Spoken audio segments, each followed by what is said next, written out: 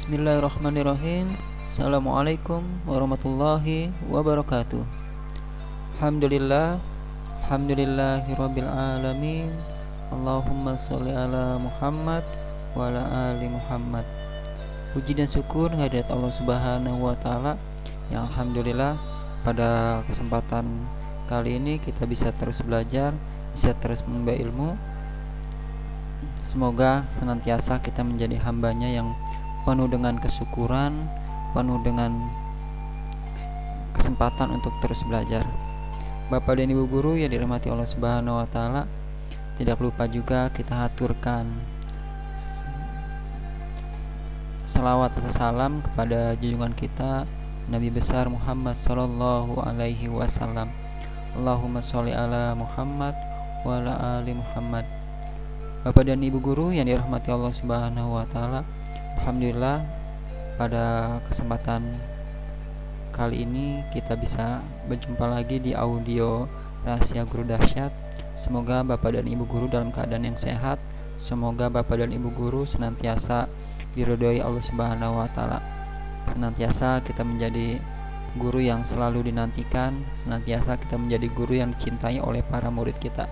Semoga kita berada di jalan yang telah Allah ridhoi.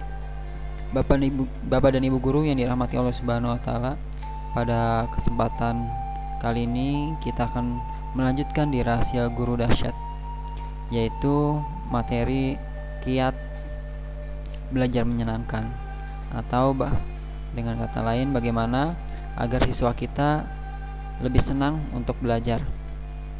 Tentunya belajar yang menyenangkan menjadi dambaan bagi setiap guru, terlebih pada siswa. Menciptakan suasana yang bisa membuat mereka terasa ingin terus belajar. Tentu ini merupakan pekerjaan besar dari seorang guru. Bukan hanya kita menyiapkan bagaimana pelajaran kita itu bisa baik, namun juga kita mempersiapkan bagaimana juga siswa kita mau dan senang belajar dengan kita dan belajar dengan apa yang kita ajarkan. Dengan demikian, timbul keserasian belajar yang memberikan keuntungan keduanya. Guru senang untuk mengajar dan murid juga senang untuk belajar. Lalu pertanyaannya, bagaimana menciptakan suasana belajar tersebut? Nah, tentunya ada 6 hal, setidaknya ada 6 hal yang bisa kita lakukan agar siswa kita senang untuk belajar. Insya Allah ketika mereka senang belajar, apalagi senang dengan apa yang kita ajarkan, tentu kita akan lebih mudah untuk mentransfer ilmu kita terhadap mereka, dan mereka pun akan mudah untuk mempelajari apa yang kita ajarkan. Yang pertama, menciptakan suasana ceria. Nah, ini penting Bapak Ibu guru sekalian. Tentunya langkah pertama ini yang harus kita lakukan agar tercipta suasana yang menyenangkan adalah menciptakan suasana ceria sejak awal. Artinya, jangan sampai di awal kita sudah membosankan, apalagi mereka sudah tidak senang dengan kita. Tentu Bapak dan Ibu guru pernah mendengar sebuah slogan iklan, kesan pertama begitu menggoda, selanjutnya terserah Anda. Nah, ini juga bagaimana kita mengambil perhatian di awal ketika kita mengajar. Mungkin kita bisa ice breaking, mungkin kita bisa sedikit cerita-cerita yang menyenangkan dan lain sebagainya. Yang artinya kita ciptakan dulu sebuah kondisi yang mereka senang di awal ketika kita mengajar. Nah, itu yang pertama, menciptakan suasana yang ceria. Terus yang kedua, kita juga bisa menciptakan humor ringan. Kita memberikan sebuah humor yang tentunya humor yang mendidik, bukan sekedar humor. Ini dalam artian kita menciptakan suasana pembelajaran yang menyenangkan. Ya, artinya mereka kita buat senang juga Bapak Ibu guru. Ya, ciptakan humor bisa di awal, bisa di tengah ketika kita mengajar, atau ketika kita selesai mengajar, sehingga mereka tidak terlalu tegang.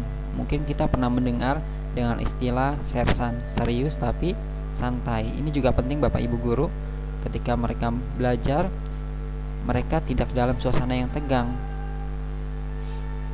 Dan yang ketiga adalah menggunakan metode yang bervariasi. Nah, ini PR besar kita bagi seorang pendidik, bagi seorang pengajar, bagaimana menciptakan metode yang bervariasi, tidak monoton atau tidak pun membosankan. Nah, ini pekerjaan besar kita. Tentunya kita bisa belajar dari internet atau dari buku dan lain sebagainya. Kita mengambil referensi, atau kita juga bisa mencontoh dari metode para guru lain yang sudah benar-benar berhasil dengan metodenya tersebut. Terus yang keempat adalah teach to learn. Artinya dalam pembelajaran, seorang guru hendaknya jangan hanya mengajarkan apa. Artinya kita mengajarkan tidak hanya mengajarkan apa, teach to know, tetapi juga kita mengajarkan bagaimana. Artinya bagaimana mereka belajar. Ini juga penting. Tidak semua guru tahu. Mereka sebagian besar hanya mengajarkan apa yang mereka mesti ajarkan dalam artian pelajarannya, tapi mereka lupa bahwa siswa juga perlu diajarkan untuk bagaimana mereka belajar. Nah, ini juga penting. Ketika mereka tahu bagaimana belajar, tentu mereka pun akan senang nantinya ketika mereka sudah menemukan apa maksud dan tujuan mereka belajar, untuk apa mereka belajar, bagaimana cara belajar yang efektif. Terus yang kelima adalah mendorong siswa untuk terlibat aktif. Nah, ini juga penting Bapak Ibu guru, artinya jadikan mereka sebagai subjek dalam pembelajaran, bukan lagi sebagai objek. Kita sebagai guru tentu hanya sebagai fasilitator, bukan mendominasi ketika kita mengajar.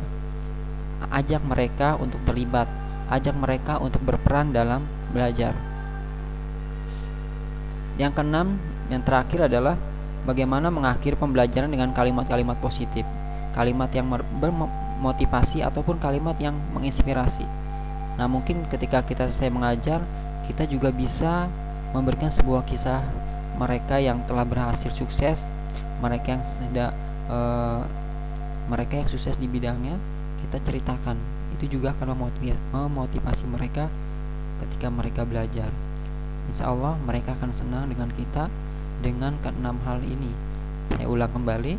Yang pertama adalah kita menciptakan suasana belajar yang ceria. Yang kedua, kita juga bisa menyelipkan humor ringan. Yang ketiga, kita menggunakan metode yang bervariasi. Dan yang keempat adalah kita belajar untuk bagaimana mereka belajar, mengajarkan mereka untuk belajar yang benar.